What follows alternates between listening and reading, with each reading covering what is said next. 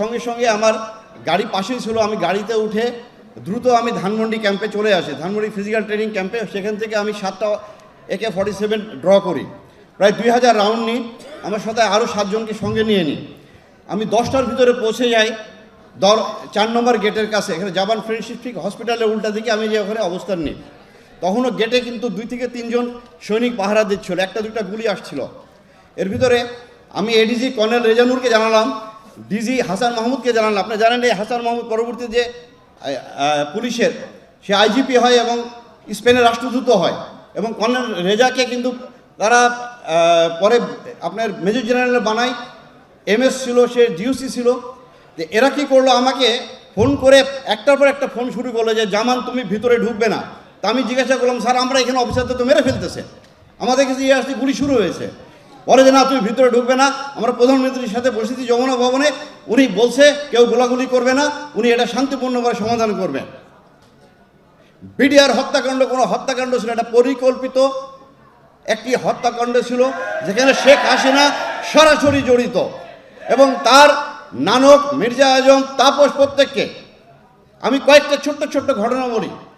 সারাটা দিন আমাদেরকে ঢুকতে দিল না, সেনাবাহিনী আসলো, এসে আমার কাছে তখন মেজর ওয়াকার ওয়াইসি ছিলেন 17 বেঙ্গলের, এখন বর্তমান সেনাপ্রধান। উনি একটা কোম্পানি নিয়ে আসলেন, আমাকে বলে জামান এখানে কি করব। আমি বলি স্যার আপনাকে কি বলেছে, বলে যে না আমাকে তো ভিতরে ঢুকতে নিষেধ করছে। তো বলেছে স্যার তাহলে তো আসলেন কেন আপনারা, কেউ যদি ভিতরে না ঢুকি তো ওনারা খালি হাতে যুদ্ধ করবে।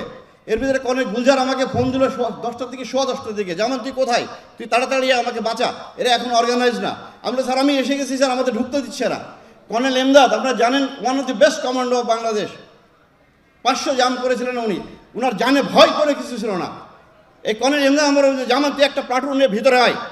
আমি শাউট করতেছি কর্নেল রেজার সাথে যে স্যার আপনি যমুনা ভবন রাখেন, আমাদেরকে ভিতরে ঢুকতে দেন। আমার 5 নম্বর গেটে মেজর আমিন আছে, আমি এখানে আছি, প্রায় 150 আমার সঙ্গে র্যাবের সদস্যরা আছে, প্রত্যেকে আমরা আর্মড আছি, ঢুকতে দেয় না। বারবার খালি বলে ঢুকবো না কেউ, তোমরা ঢুকবো না কেউ, আমরা দেখতেছি। এর ভিতরে আপনার আমার কোর্স মেজর হাসান ফোন করলো, দোস্ত তুই আয়, এরা আমাদেরকে মেরে ফেলবে। আমি বলি যে আমি ঢুকতেছি, আমি একটু আগে যাই, গুলি আসে, আমি আবার ডানে যাই, বামে যাই, আমার সামনে দেখলাম একটা ছোট্ট বাচ্চা মারা গেল। এরপরও আমরা ওখান থেকে ছুটে আসতে চাই না, সারাটা দিন আমাদের সাথে এভাবে খেললো।